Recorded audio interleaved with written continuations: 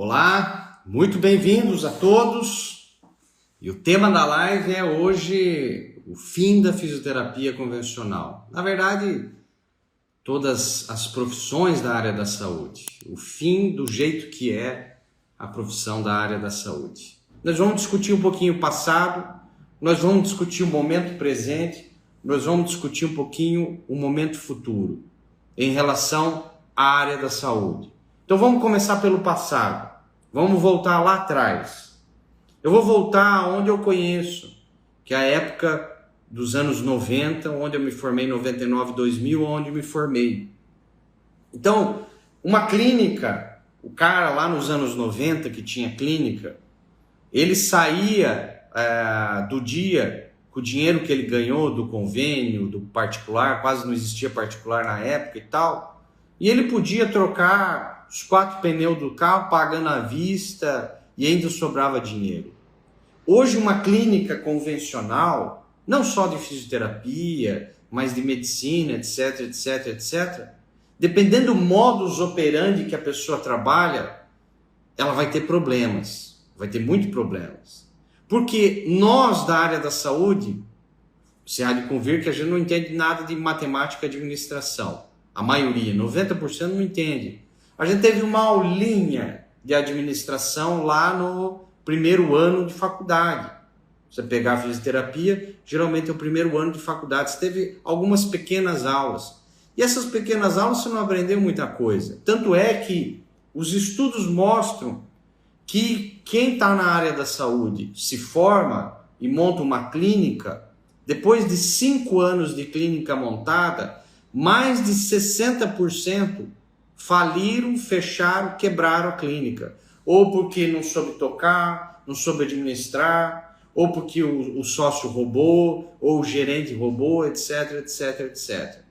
Então as clínicas lá nos anos 80, 90 funcionavam de uma maneira. E até o tratamento funcionava de uma maneira.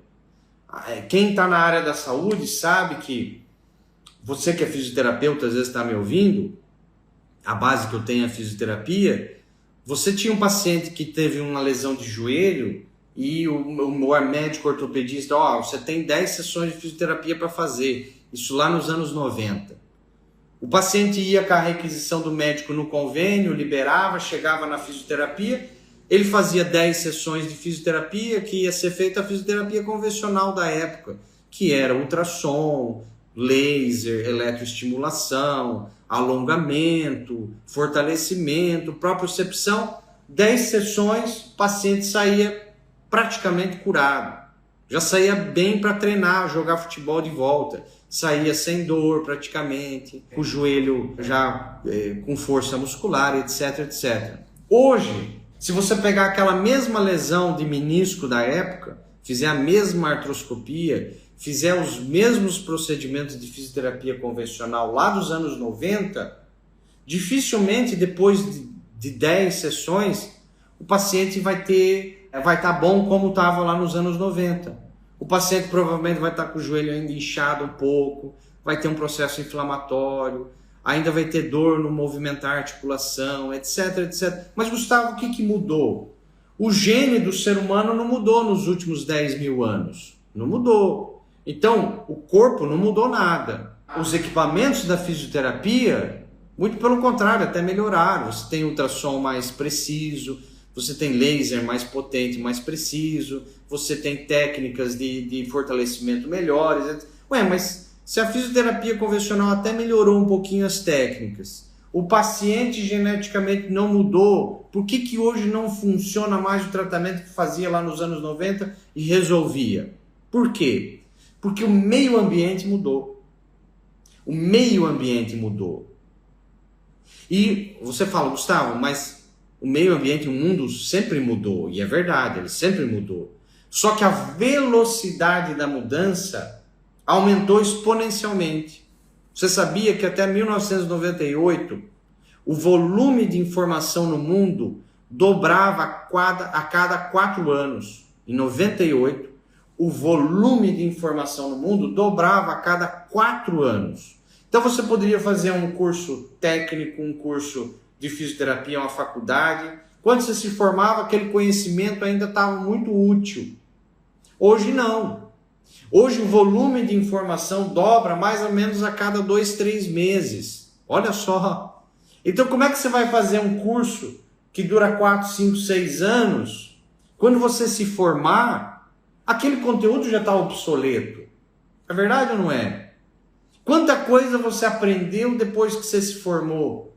Que você fala, puxa, eu nem uso mais. Aquelas coisas que eu usava lá no primeiro, segundo ano de faculdade, eu já nem uso mais tanto. Agora são outras coisas, é outros recursos, é outro modus que operandi, seja na clínica, seja com o paciente, seja com o convênio, seja no particular, etc, etc. Então, até em termos de tratamento, mudou muito e vai continuar mudando, não tenha dúvida. Você lembra que até os anos 90, quem tem aí mais de 30 anos de idade, 35 anos de idade, porque eu estou com 41, faço 42 em dezembro. Minha esposa vai fazer 45. Você ia num posto de combustível até 1990, o que vendia no posto de combustível? Combustível. Você vendia gasolina, você vendia álcool, você vendia diesel. Não tinha outra coisa. Posto de combustível, até os anos 90, vendia combustível. O que vende hoje? A pergunta é, o que não vende um posto de combustível? O posto de combustível vende picanha, o posto de combustível vende carvão, o posto de combustível virou um mercadinho de quadra, virou um mercadinho de bairro, virou um mercado. Além de mercado, em algumas cidades, na maioria virou balada. É verdade ou não é? Você pega o posto de combustível aí, de um ponto bom de esquina da sua cidade, chega na sexta-feira, ele é ponto de encontro da molecada. Todo mundo se reúne, abre o som do carro ali, inclusive muitos já foi proibido, mas virou balada, virou mercado. Aí sobrou uma bomba lá com combustível. É verdade ou não é? Então, aqui do lado da minha casa, em Palmas aqui, tem um posto de combustível que tem. Quando eu cheguei em Palmas em 2012, o posto de combustível tinha locadora, tinha panificadora, tinha conveniência, um mercadinho, farmácia, olha só, e sobrou umas bombas de combustível ali. Olha só como que a gente está mudando. E a clínica de fisioterapia, a clínica de medicina, o médico até os anos 80, 90, o médico, ele se formava em medicina, ele colocava o diploma dele lá na parede e ele ia ser médico a vida inteira ali, se duvidasse. Ele ia fazer consultinha, o resto da vida. E teve muitos médicos lá nos anos 60, 70, 80 que fizeram isso. Enfiaram o diploma na parede e ali ficaram. Consulta, no consultório. Eu pergunto hoje, momento presente, você que é médico que está me escutando, você dá conta de só ficar no teu consultório fazendo consulta, por convênio ou por SUS? Você vai falar, Gustavo, provavelmente não. Tá? O que você faz? Você é médico, você é fisioterapeuta, você atende na sua clínica, no seu consultório, você dá aula na pós ou na graduação, você dá palestra, você dá curso online. Olha quantos níveis de você, quantas coisas profissionais você já fez e continua fazendo. E vai mudar. A tendência é cada vez mais. Não é você se formar numa coisa e ser aquilo o resto da vida. Não. Você vai mudando. E a tendência é cada vez mais. Eu me formei em fisioterapia, depois eu fiz acupuntura, depois eu fiz microfisioterapia, depois fiz nova medicina germânica, eu trabalhei em ambulância, eu dei aula em pós-graduação, eu dei aula em graduação, eu dei aula em curso particular, hoje atendo home office, telemedicina. Olha quantas coisas eu já fiz. Você também. Não sei se está fazendo sentido para vocês toda essa conversa aqui. E hoje a clínica de fisioterapia, pergunto, só tem fisioterapia na clínica de fisioterapia? Não. Hoje, no momento atual, presente que a gente está vivendo, você tem fisioterapia, você aluga uma sala para nutricionista, você tem uma área para pilates que você terceiriza, etc, etc, etc. A clínica médica, a mesma coisa. Tá? A mesma coisa. E a tendência é continuar dessa maneira. A tendência é continuar. E para onde a gente vai? Essa é a grande questão, né? Então tem uma frase muito forte, que a frase é o seguinte: o futuro nunca vai ser o presente aumentado. Então, eu quero que vocês decorem essa frase, que ela é muito impactante. O futuro nunca vai ser o presente aumentado. Nunca. Esqueça. Na época que tinha carruagem, não existia automóvel, se você pensasse que o futuro seria um monte de carruagens na cidade, você se enganou, porque veio o automóvel que substituiu. E a tendência é continuar substituindo, entendeu? Quando inventaram o pneu de borracha, como a gente conhece hoje, que é o desenvolvido pelo Henry Ford, que desenvolveu o modelo T, que é o modelo do pneu que a gente conhece hoje, a carruagem, as rodas de madeira e de ferro, elas ficaram obsoletas. Hoje, se você quiser ser profissional para fazer roda de carruagem, você provavelmente vai passar fome, porque não existe mais essa profissão, acabou. Eles já inventaram o pneu que ele é vazado, não precisa encher.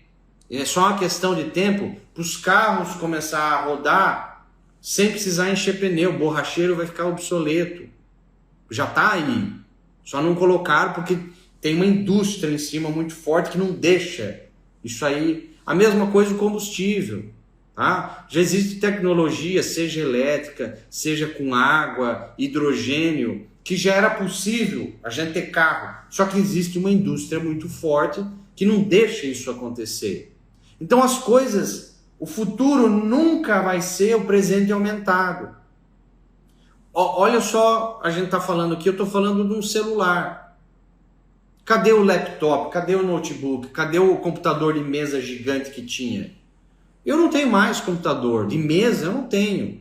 O computador está ficando obsoleto. Qual foi a última vez que você sentou num computador daquele de desktop, aquele com gabinete gigante e tal, ou no próprio notebook? Você hoje tem o celular. Só que daqui 15 anos, 20 anos, provavelmente o celular já não vai mais existir. O celular do jeito que a gente conhece já não vai mais existir. Olha que interessante. Então o futuro nunca é o presente aumentado, ele nunca vai ser. Vai ser diferente, são coisas diferentes. Então, Gustavo, qual é a dica profissional que o profissional do futuro tem que ter? A primeira coisa que o profissional do futuro tem que ter chama-se conhecimento. O melhor investimento em tempo, dinheiro e energia que você pode fazer na vida chama-se conhecimento, chama-se informação. Tá? Porque informação e conhecimento ninguém te tira. Eu estou passando, compartilhando, não estou trocando, eu estou compartilhando conhecimento e informações com vocês agora. Se vocês não tinham ela, vocês agora passam a ter e eu continuo com a minha. Não é verdade? Então eu compartilhei informações.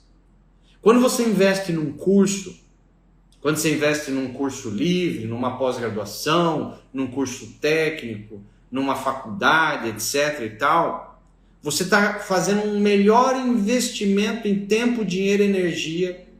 Por quê? Porque a rentabilidade ela é gigantesca. Segundo, ninguém te tira isso.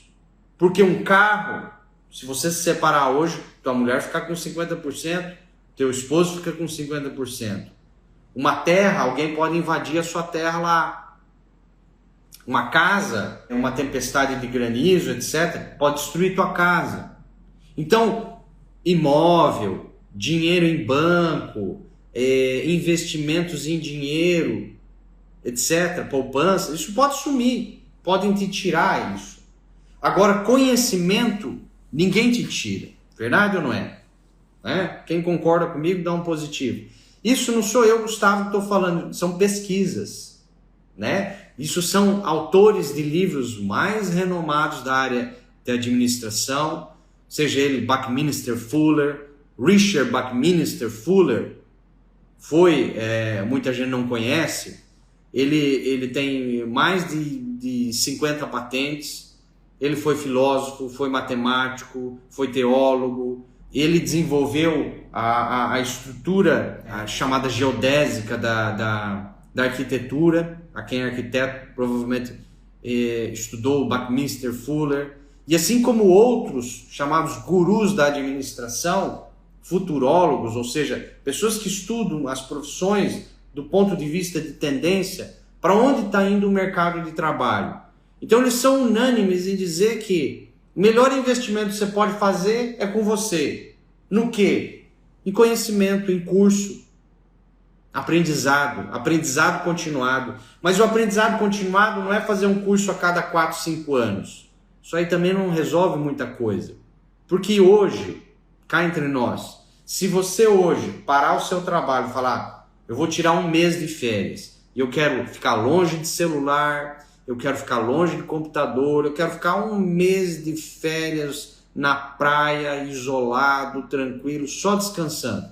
Você pode até ficar, mas quando você voltar depois daquele um mês, já vai ter 3, 4, 5, 10 na sua frente. Seus clientes já sumiram. Seus pacientes já estão com outros. Porque é uma competição? Não, ninguém está competindo. Esse ponto de vista de ver que eu tenho que vencer na vida. Porque se você tem que vencer, sempre vai ter um perdedor, concorda? O conceito de vencer, ele não é muito benéfico para o espírito da pessoa, não é. Porque quando você só tem um vencedor de pole position, você só tem um que ganha. Todos os demais estão em segundo, terceiro lugar, não ganharam o primeiro lugar, você concorda?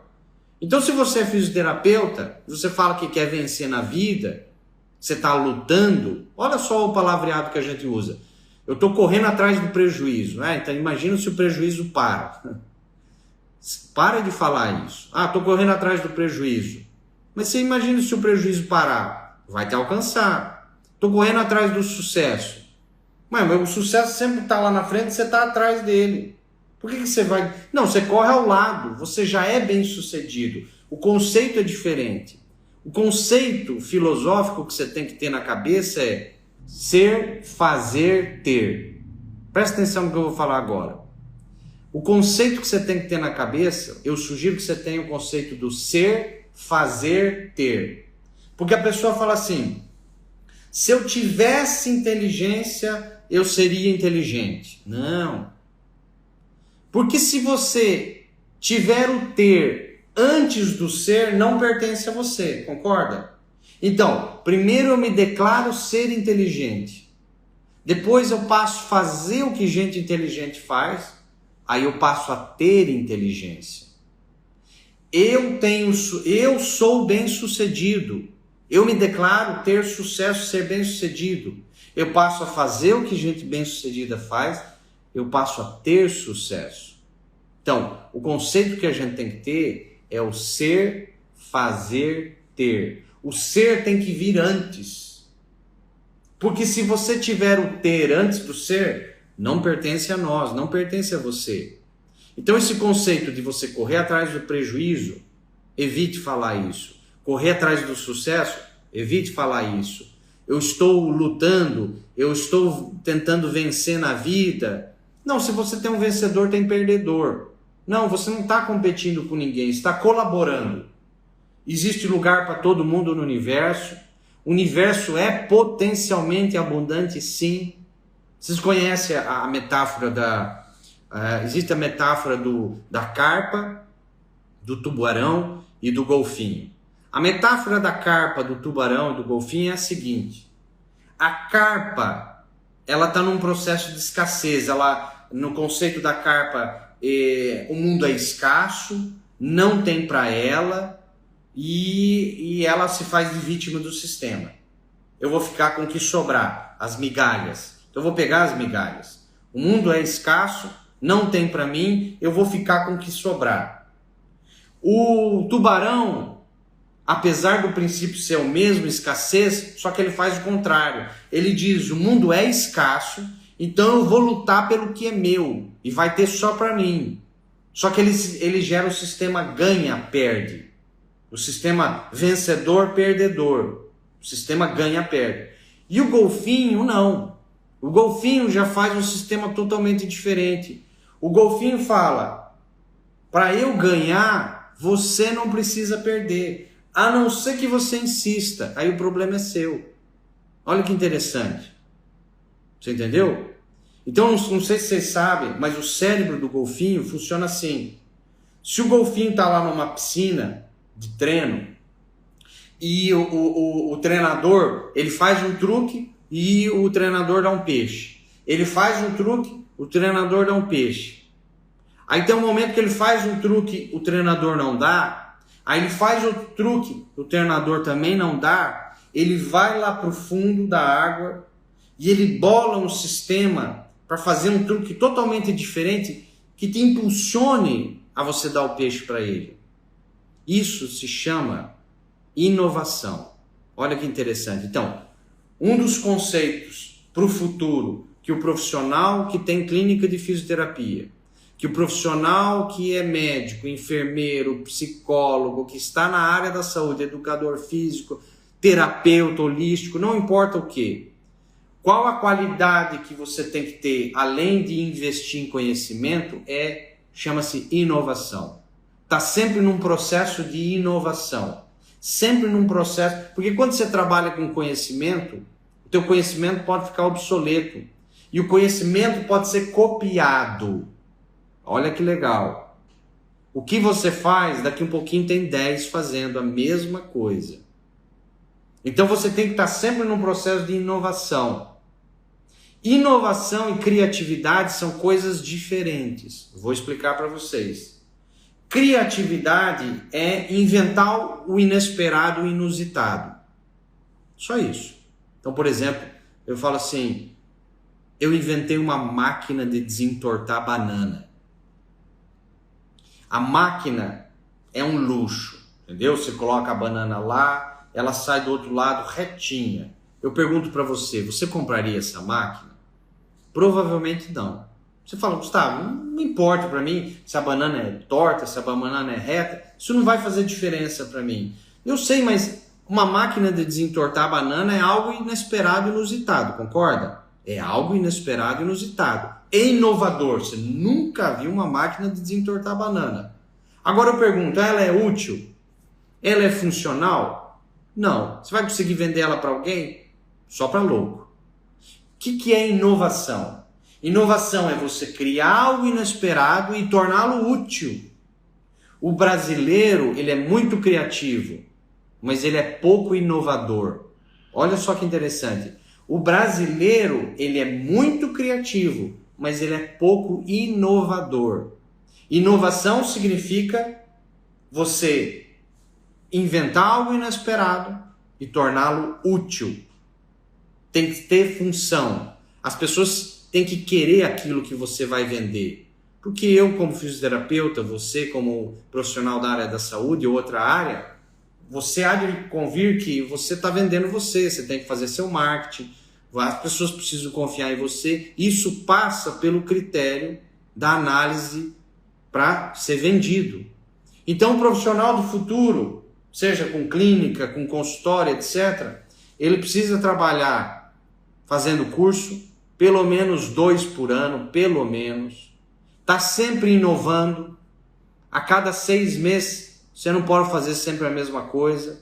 Tá? Você tem que inovar. Não é mudar tudo, é inovar. É continuar com aquilo que funciona e colocar um algo a mais. É inovar, melhorar. Está num processo constante de melhora contínua. O Kaizen do japonês. Hoje, melhor do que ontem, pior do que amanhã. Isso chama Kaizen, melhora contínua. Hoje, melhor do que ontem, pior que amanhã.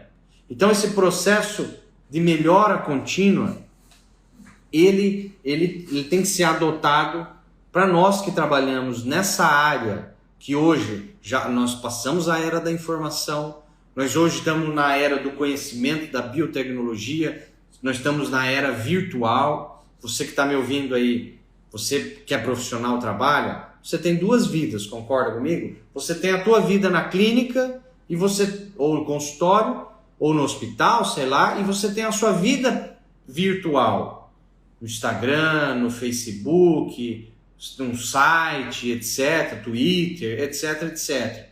E isso, a tendência é aumentar cada vez mais. Então, existem revistas empresariais que estão falando que o mercado do futuro é daqui 5 anos, se você não tiver a sua vida profissional lá no virtual, aqui, onde a gente está falando no virtual, você não vai existir profissionalmente.